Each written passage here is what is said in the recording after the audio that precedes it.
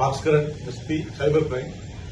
இந்த FedEx courier நம்ம DGP உத்தரவுப்படி இந்த ஃபெடெக்ஸ் கொரியர் வந்து இப்ப ரொம்ப சீரியஸா இருக்கு. மக்கள்கிட்ட பீதியை அதிகமா உண்டு பண்ணுது. அது என்னன்னா ஃபெடெக்ஸ் ஒரு கொரியர் சர்வீஸ். அந்த கொரியர் அது உண்மையான ஒரு கொரியர் சர்வீஸே நம்ம இருக்குது.